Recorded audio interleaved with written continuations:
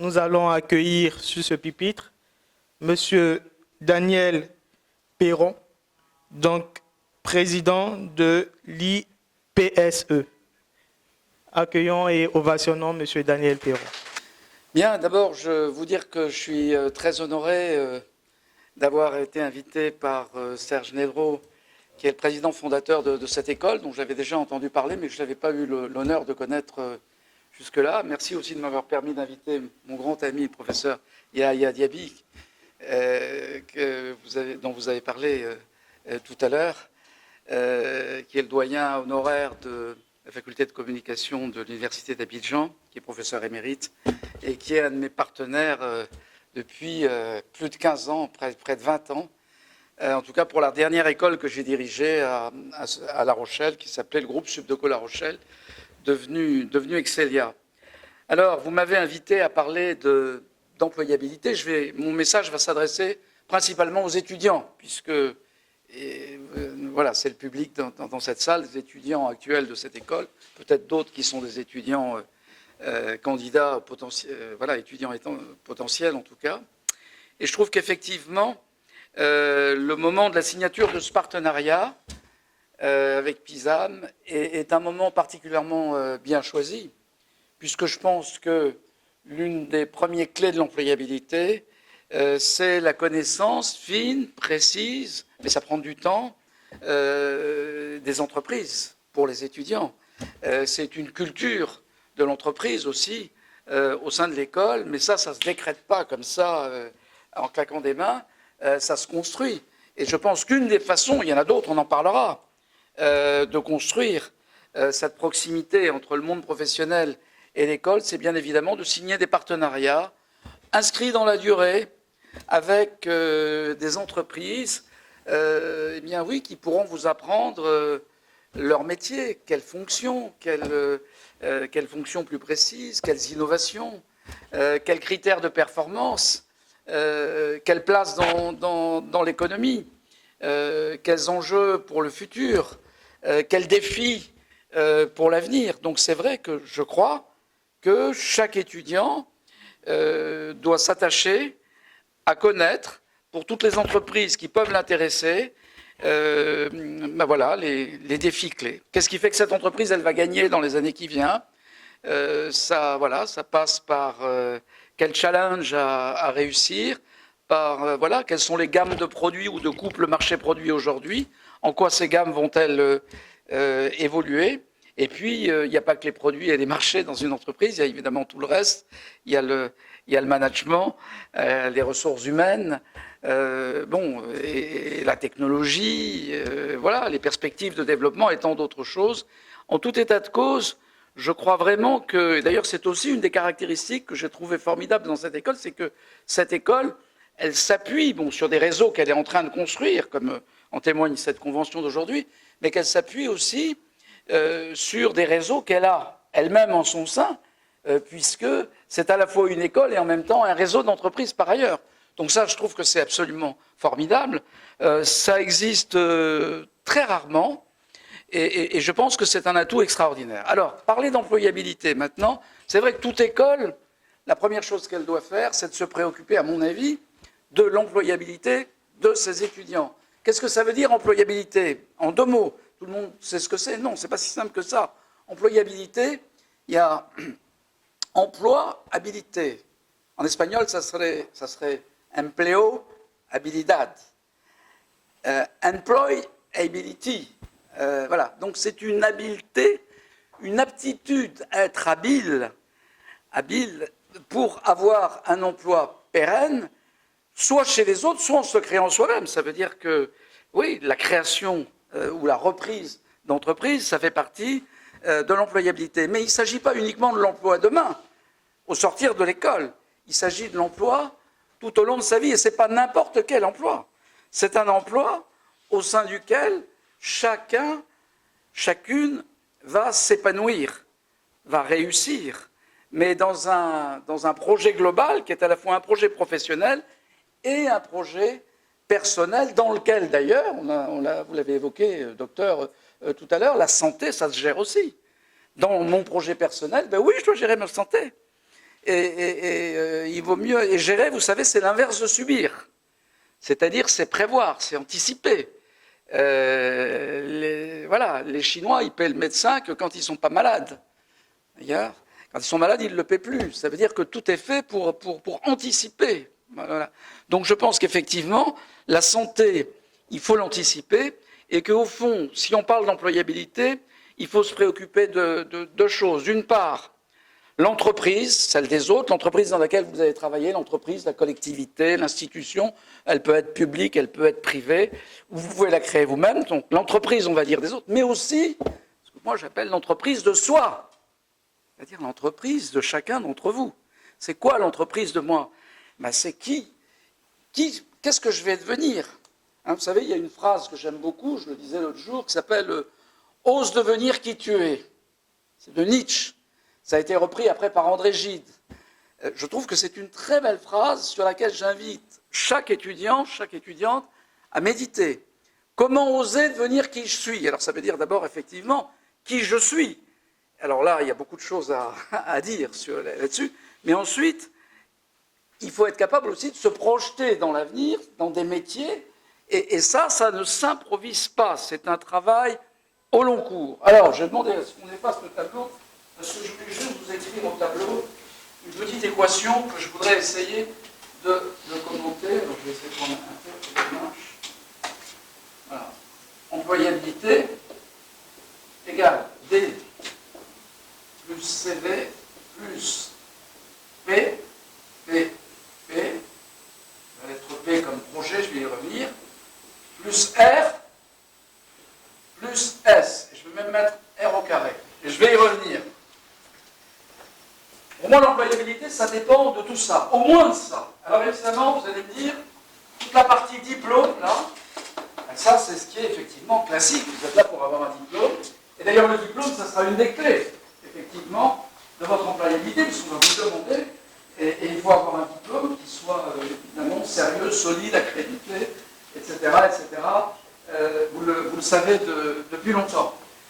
Mais le diplôme, ça c'est un symbole. Je le mets ici, c'est un symbole. Ça symbolise effectivement les connaissances, les compétences techniques, la culture, qui permet de contextualiser. Vous savez que le contexte, c'est aussi important que le concept.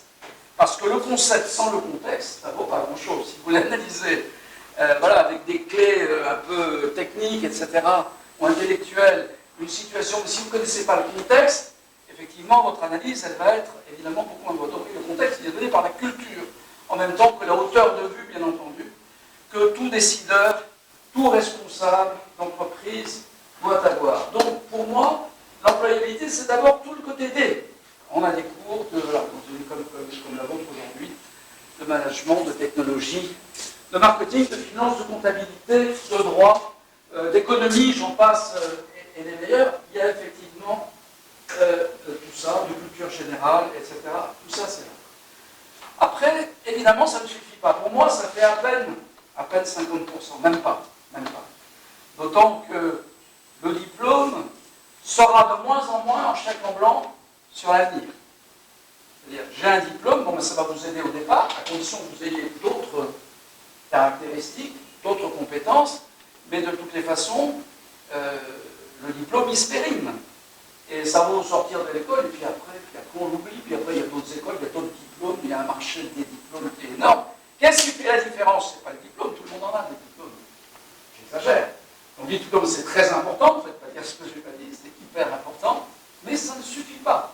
Après, il faut que chacun d'entre vous puisse faire sa différence, et la démontrer, parce qu'il ne suffit pas de dire, il faut démontrer, dans la vie en général, et en particulier, évidemment, dans la vie professionnelle, et en particulier, le jour où on est recruté. Alors le deuxième élément, ce que j'appelle CV, ben oui, vous êtes d'ailleurs à l'école aussi pour ça, vous êtes aussi à l'école pour vous faire un CV, mais le CV, on n'a jamais fini de le faire. Même à mon âge, même moi. Il n'y a pas très longtemps, je suis devenu auditeur pour l'OMT, l'Organisation mondiale du tourisme, de faire des audits dans des écoles. J'ai passé un diplôme, j'ai préparé pendant 2 ans, j'étais faire des tas de séminaires, et à plus de 60 ans, je me suis tapé un diplôme. Et puis peut-être que là, je vous dis même pas mon âge, mais vous pouvez le deviner, mais oui, j'en aurais peut-être d'autres à passer. On n'a jamais fini. Donc de toutes les façons, on n'a jamais fini de construire son CV. Dans son CV, il y a évidemment le diplôme, mais il y a évidemment toutes les expériences qu'on a pu réaliser dans différents contextes professionnels.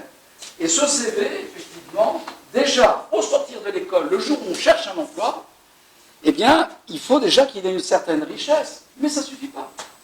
Il faut qu'il ait une certaine richesse. Mais en plus, il faut qu'il soit corrélé avec votre projet. Il faut qu'il soit colorié dans le sens de votre projet. Si demain, vous voulez faire, on va dire, du contrôle de gestion hospitalier, la gestion dans une clinique ou quelque chose comme ça, eh bien, il va falloir effectivement démontrer dans votre CV qu'en plus du diplôme classique, etc., mais vous avez déjà des expériences. Vous avez fait déjà un stage dans une clinique, puis si c'est de la gestion, ben un stage dans un service de gestion, puis si c'est du marketing, on en fait aussi dans les cliniques, dans un service de marketing. En tout état de cause, il va falloir démontrer sur votre CV que vous avez des arguments pour dire oui, je m'intéresse à ce type de job-là, dans ce type de secteur d'activité, pour ce type de fonction, dans ce type d'entreprise. Regardez bien. Donc il faut que vous puissiez créer une cohérence entre votre parcours, c'est-à-dire votre CV, et votre discours sur ce que vous voulez faire, c'est-à-dire votre projet. Moi, j'ai recruté beaucoup de gens dans ma vie, j'ai dirigé beaucoup d'écoles, etc. J'ai même travaillé chez L'Oréal, dans l'entreprise, etc. Chaque fois que j'ai vu quelqu'un, j'ai reçu un CV où on me disait « Monsieur ou monsieur, je recherche un emploi qui corresponde aux études que j'ai faites », poubelle immédiatement. Le problème, ça c'est votre problème, vous cherchez un emploi qui corresponde aux études que vous avez faites.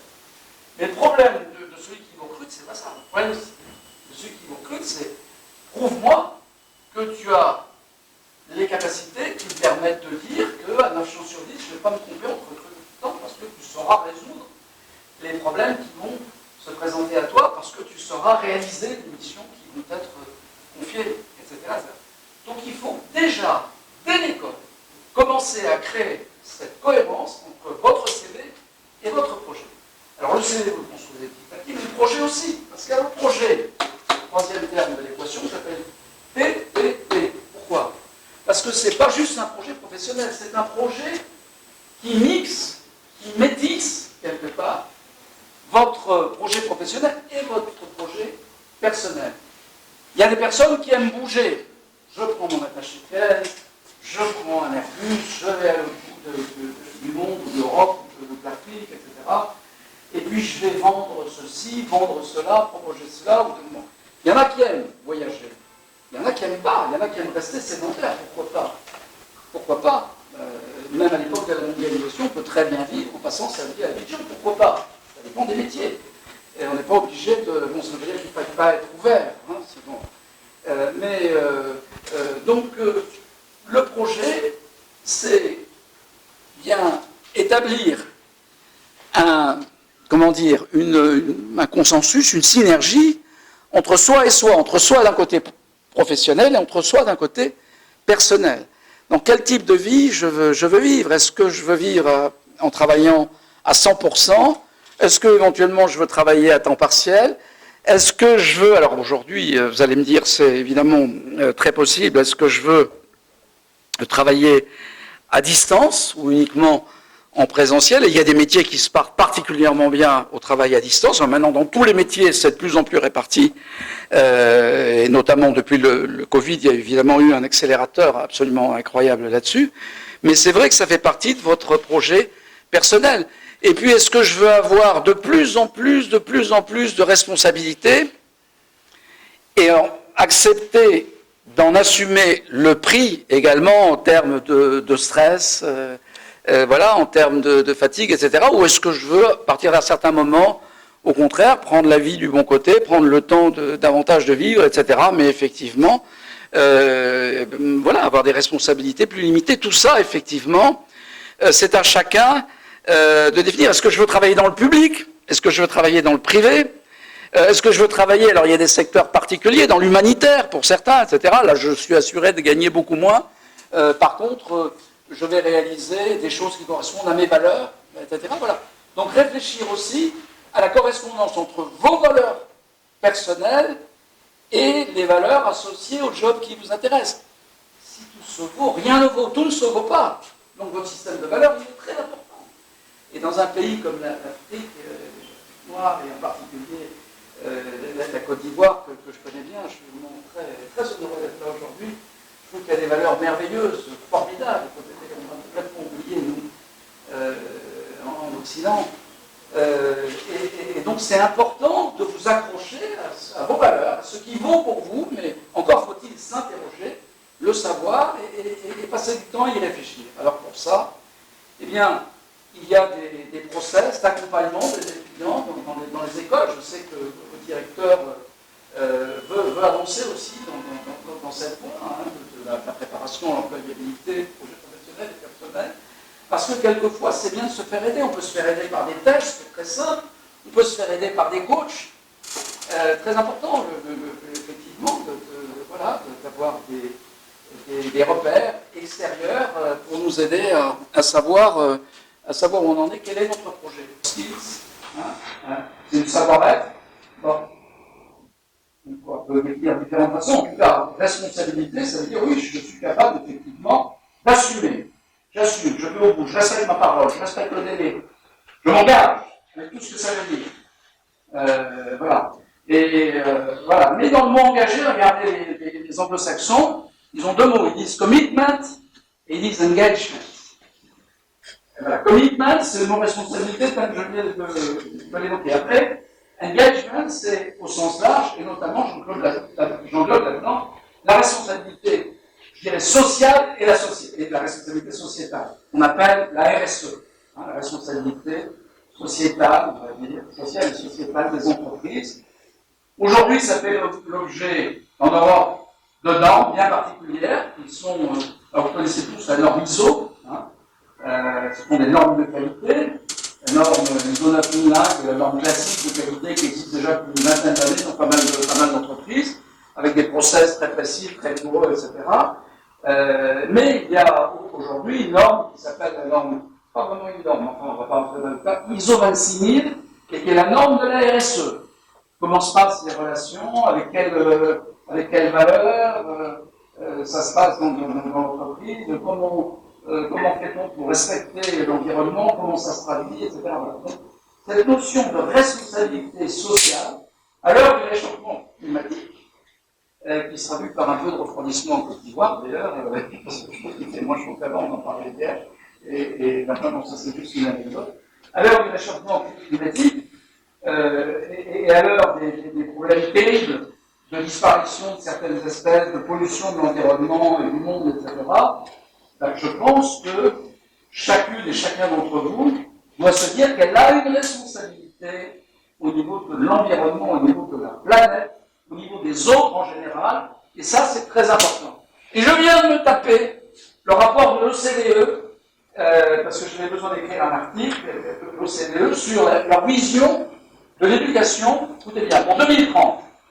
Et qu'est-ce qu'ils disent la façon dont ils parlent de l'éducation pour 2030, ils disent, oui, bien sûr, l'éducation devra faire tout ce qu'elle fait aujourd'hui, c'est-à-dire assurer à chacun les connaissances, les compétences, le savoir-être, etc., nécessaires pour qu'il puisse accéder d'abord aux moyens de sa politique pour s'assumer, voilà, avoir un job, etc., et puis avoir du bien-être. Donc c'est réussir sa vie, mais réussir aussi le bien-être. C'est pas que réussir au plan des ressources financières, etc. Mais ça, c'est 50%. Les autres 50%, aujourd'hui, je ne l'avais jamais vu écrit comme ça, blanc sur blanc, c'est contribuer au bien-être des autres.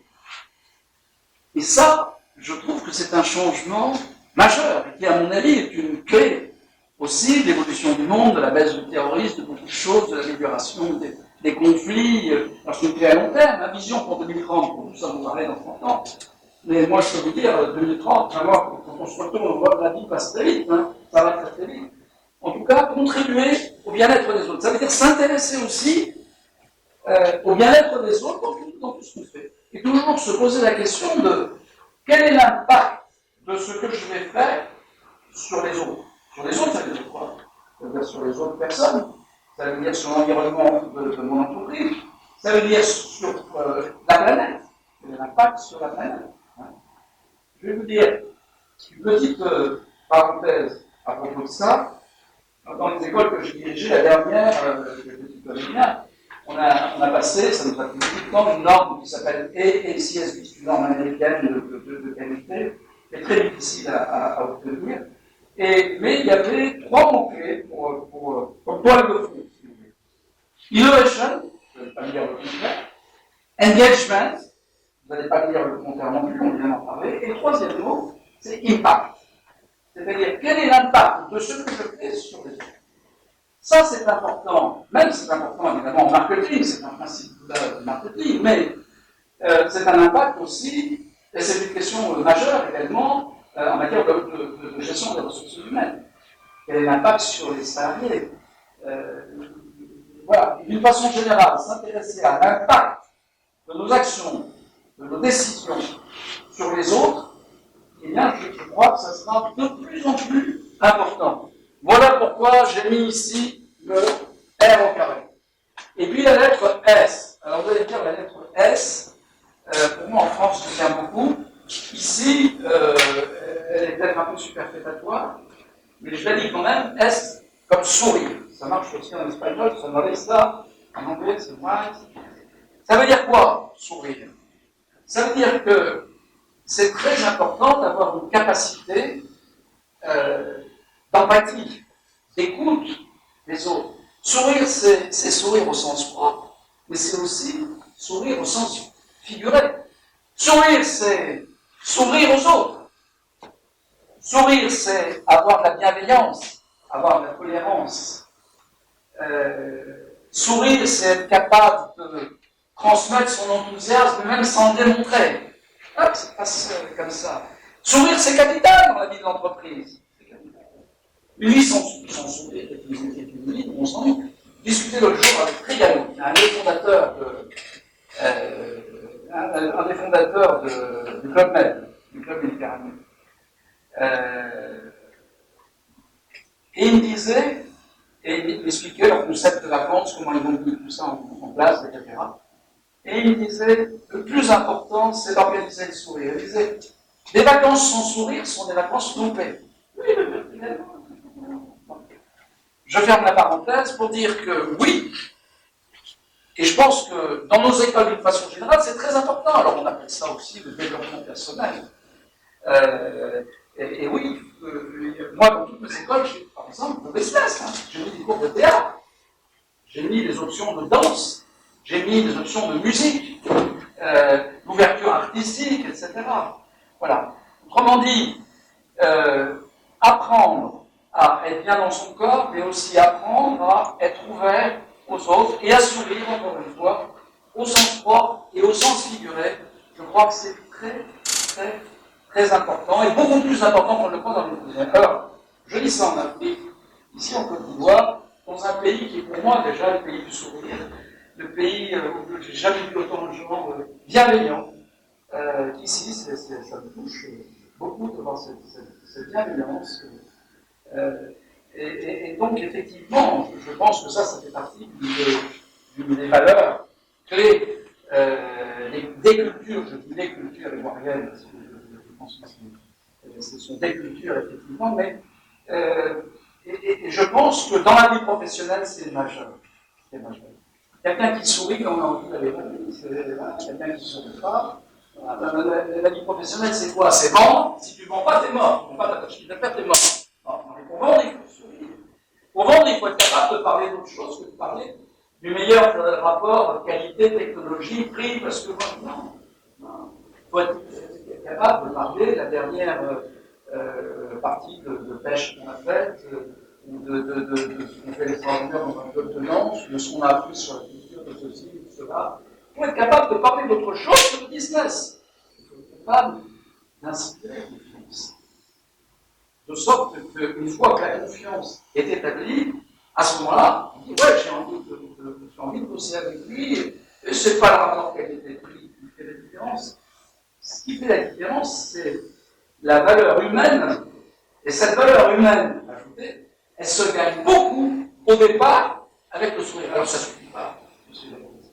Le sourire, et après, pas assumer. Non. Le sourire, il faut assumer, il y a tout le reste. Mais quand même, le sourire et l'attitude liée au sourire, c'est quelque chose de capital. Monsieur le professeur, il a bien dit qu'il est un grand spécialiste de la communication. C'est pas vous qui allez me démentir, j'en suis sûr. Et on pourra vous donner la parole peut-être tout à l'heure lors du débat. Voilà. Je ne veux pas en dire plus, donc je résume simplement. Je résume pas, c'est trop long. Je conclue simplement.